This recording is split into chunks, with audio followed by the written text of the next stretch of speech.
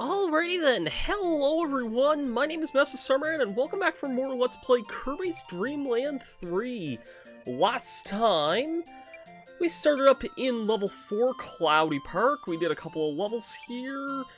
Most of them were kind of just there, and I think most levels are kind of going to be just kind of there from here on, but we got kind of the minigame level of the world to go here, so let's go ahead and get things rolling here. Alright.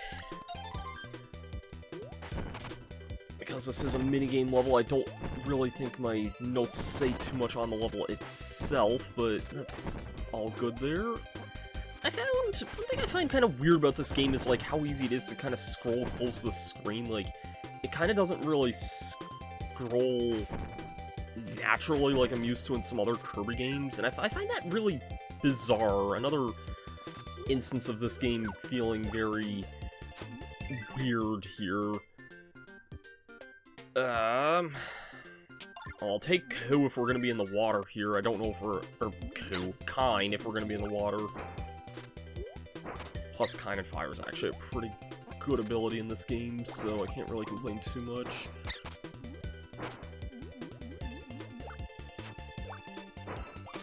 For some reason, I always think these rain cloud enemies would give Spark, and I don't know if that's just me thinking of... there's a similar enemy in the next game, Kirby 64, that's kind of like that, but... no, the rain cloud guys just don't give anything. So... yeah. Just kind of want to get through the rain here. Here comes the rain again.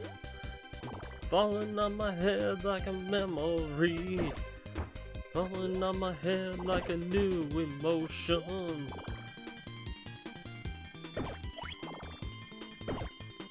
Just kind of got some of these green... I don't know what you call these. They kind of remind me of like the barrel cannons from Donkey Kong Country, but... I don't know if there's anything else in some of these other... off to the sides here or anything. I don't think so. Doesn't really look like it. Also kind of reminded of, there's a level in Squeak Squad that's kind of similar aesthetically to this. You're kind of in like a rain cloud area. Okay, here's where things are going to be getting a little bit tricky here. Okay, you're asking how many reds were there? It is... I'm totally not cheating at this by taking a picture of the screen as well. 2, 4, 6, 7. That is 8.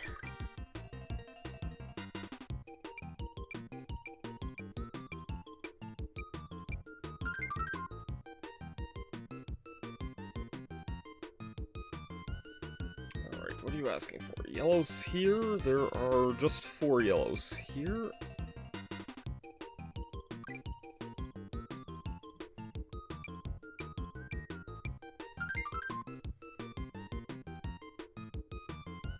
And yeah, this last one's the difficult round because it's so fast there, but it is just 4 there.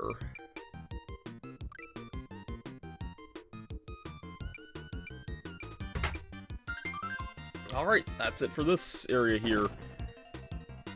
Again, totally just wasn't cheating that a little bit there, but we live in an era where it's too easy to do that, and let's be real here, not really, like... for the sake of this, I'm not really wanting to replay the levels over and over and over, if you catch my drift, so... yeah. Funny that these clouds don't really have the weird transparency error that the other weird transparent things have in this game, like the water and the trees in the first world.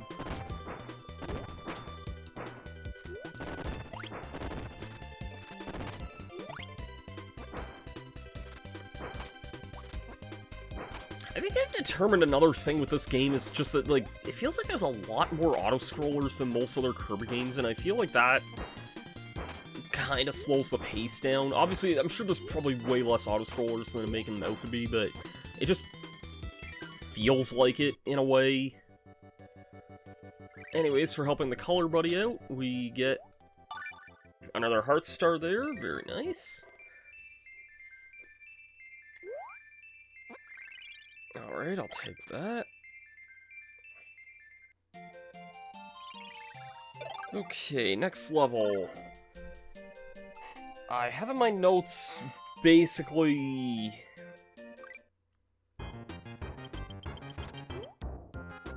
Gourmet race, that's one thing I have. No, I have in my notes that Ku is really good for this level here, so I'll keep my eye out for whenever we get access to some animal partners here.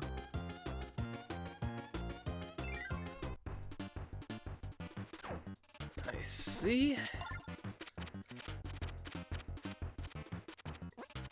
And yeah, I can probably only guess that we're going to be using Ku a lot just for having all these wind currents here, but from what I can remember, Ku can kind of just break most of this with the fire ability here. So we'll just be using our good old owl friend here for that. These blocks, I believe... Yeah, they kind of just break if you stand on them for too long. Don't really gotta worry about too much else here, though, if I remember right. I think we can kind of just casually stroll on through here.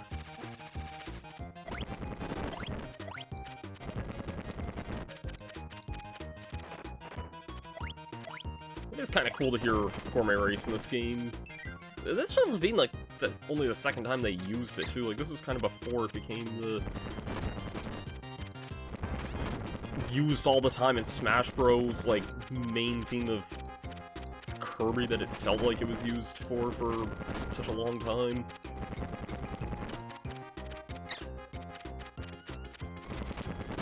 Not that I have a problem with it or anything, I just find that interesting that they kind of just use the song a lot throughout the Smash series.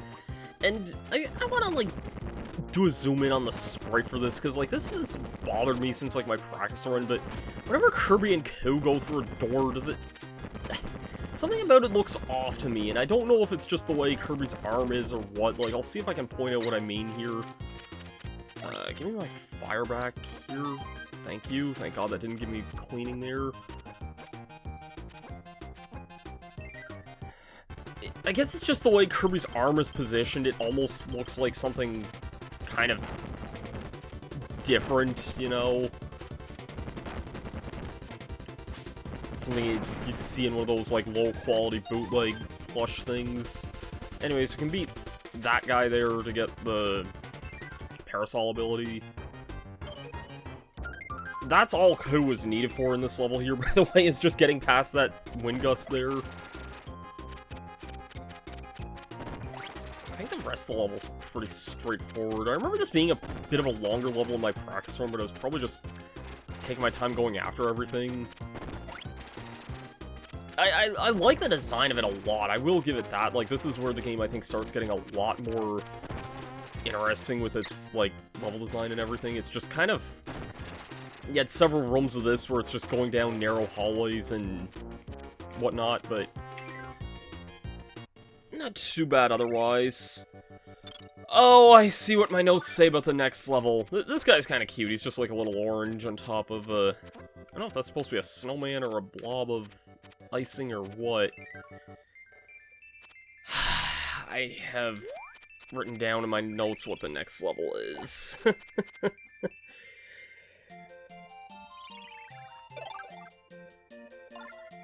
Amtaro, when we work together, it's much better, my best friend. This level is, I think, usually seen as the infamous, notorious one in the game, because we gotta get Rick through most of this level here. That much is true, but... Well, we gotta get Rick first, so I'm almost positive we get him in the level somewhere. Oh, and we're gonna be dealing with these transparency effects here too, even better. Yep, here's Rick. We gotta carry him for the rest of this level here. And there's a lot of bottomless pits everywhere. There's bottomless pits, there's annoying enemies here. it's going to be a bit of a tricky task getting Rick, you know, a grounded hamster over this mountainous region here. Can I really not attack this Scarfy here? Thank you.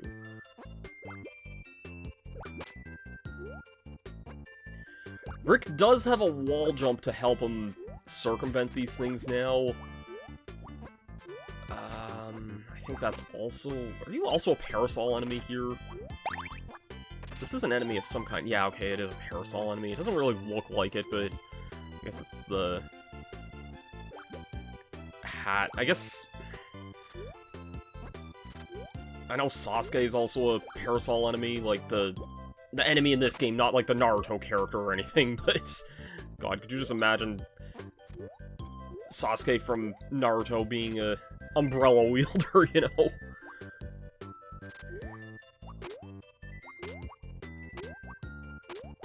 This level's really just kind of here to test Rick's capabilities and make sure you really understand how to do things like wall jump and all that fun stuff.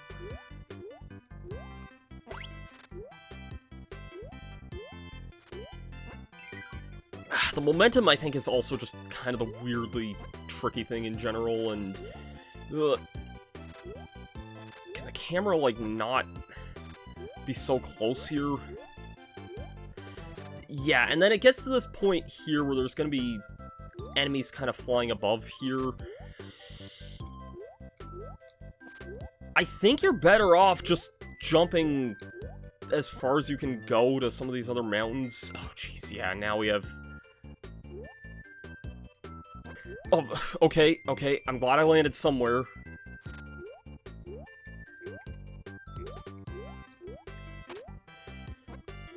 I think if I just do a running jump, I'm good here. Okay. I hate that there's another worm guy here. Oh my god, I'm so nervous here.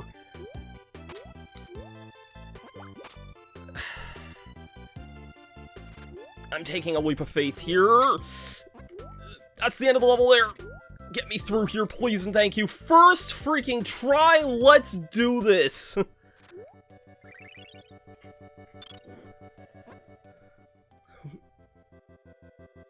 We reunited our ham-hams.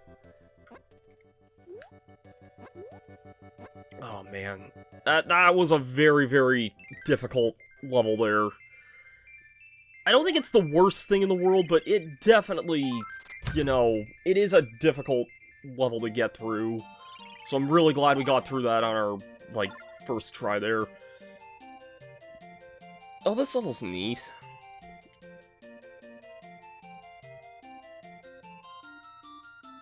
Yeah, we got time for one more here, I'd say. This level has a really, really unique art style, and also just a really unique, like, thing. Eventually we're gonna start seeing some enemies pop off the wall here, I think, or maybe not in this room, but... Oh, this guy, yeah, this guy will be dropping, like, shadow balls on you here. If you can get him to destroy 2 blocks in the center, that's really good. You can attack him, and if you do... Oh, you can actually just kind of destroy him there. I think if you, like, bump into him, he lowers himself there. This is just a cheap shot here. Oh, okay, I can actually duck underneath that there. But...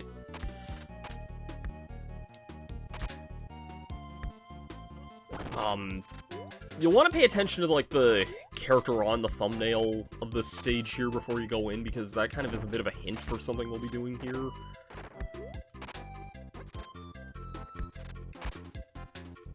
This level's a bit similar to the one in World 2 that was like this. I see we got Nago and Ku here, I think. I don't know if this is actually, like, accurate about which doors lead to where. I'll take Nago here just because I kind of like Nago more than Rick in this game, if I'm being honest. Rick's fine, I like Nago's, like, triple jump and just kind of the movement of Kitty, you know? Okay, there we go. Take the far right door when you have the animal you want there, and you can actually head through here.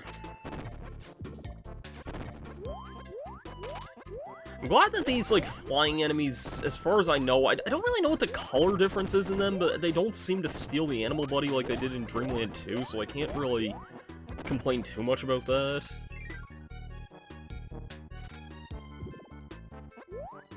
Okay, I think this is tied to the secret of the level here. Yep, so this guy is a little bit interesting.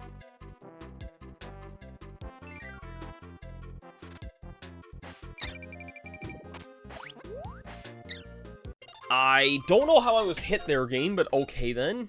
I was pretty sure Nago's ass had a hitbox, but I guess not.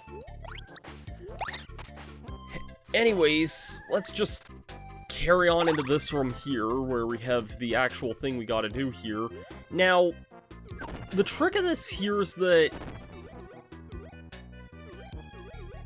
on the stage select screen, this character was actually right side up.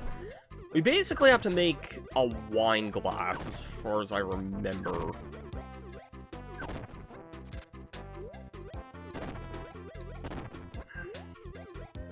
Because they're kind of upside down when you see the character. But, yep, when you do that, you hear the jingle there, and you know you've done everything, so that's pretty much it for that.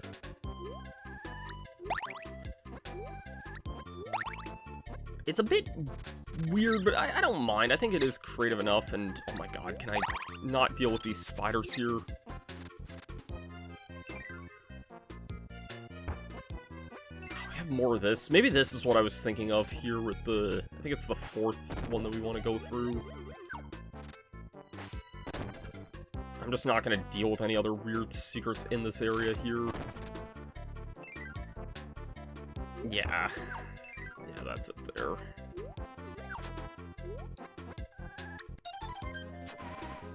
So we got some more of these guys that want to show us all their abilities, so...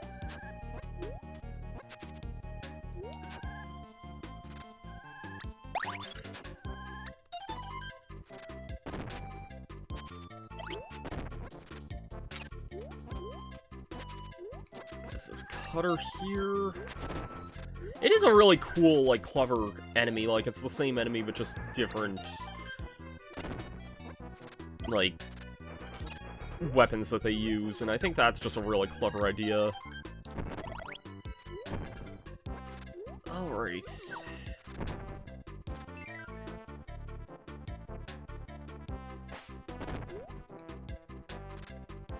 I'm really done with this gimmick here, I can tell you that right now.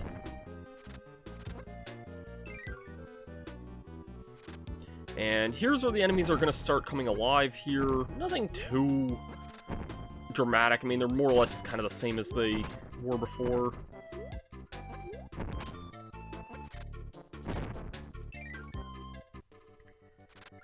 And with that, we help this creature out here. Not quite a wine glass, but that's what they look like to me anyway. That's kind of the shape I get from them. Oh, I'm just not having good luck with that anymore. I was having good luck in my other session there the other day, but... And time for an interesting boss fight. I'm actually going to meet you guys back when I get a animal buddy, though, because I want to get a animal partner for this. One of the very nice things about this game, and the next game, actually, for that matter, is that you can basically pick up an ability or an animal buddy and just kind of leave the level. I guess Adventure also did something like that as well. It's very... These games are very progressive that way. Anyways, let's get ready to fight Addo. This is probably the most unique boss in the game. So, Addo is basically a young painter girl who likes to paint drawings, and mostly of bosses that we have fought in past games. In particular, in this case, we were fighting Ice Dragon.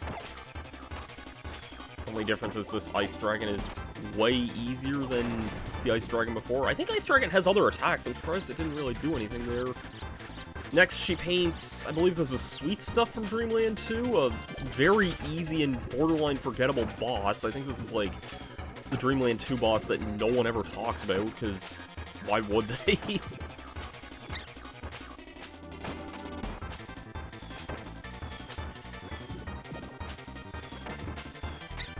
Nago and Fire is one of the best abilities in the game, by the way, if it's not obvious enough. Maybe not the best for aerial targets, but just really good for, like, grounded enemies, because the fire bars just travel a lot. Mr. Shine and Mr. Bright, another boss from Dreamland 2, they were also in Kirby's Adventure, so bosses we're very much familiar with. I think they have a new attack, unless I'm thinking of what they used in Dreamland 2. I think I'm thinking of the Dreamland 2 attack, actually, now that I'm thinking about it. The whole, like, turning the screen bright and having to hide in a shadow attack they had before.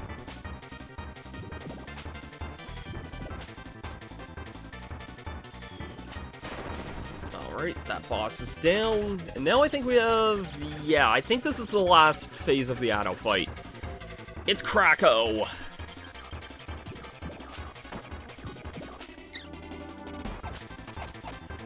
And not for nothing, I think this is a fairly standard Kracko fight. I don't remember it actually doing that in my practice run there.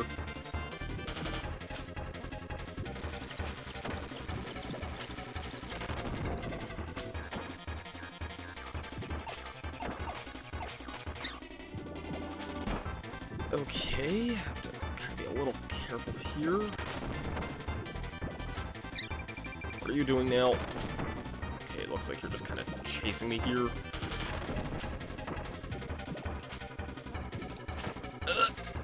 I have to be a little careful here. And when Addo gets annoyed, she tries attacking us with a paintbrush, kind of humorously, and does not work. I'll kind of address this in Kirby 64 when this is more applicable, but there's some people who theorize that Addo is similar to a character in that, given that they are basically the same character. But I don't think there's ever been any official correlation between Addo and Adeline. And,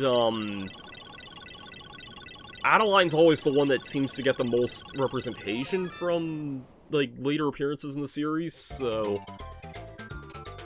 but yeah, besides that, though, that's gonna do it for this episode of Dreamland 3. Next time, we will start off the 5th world of the game, which is the Iceberg. I'll meet you guys for that then. Have yourselves a great day, and peace out.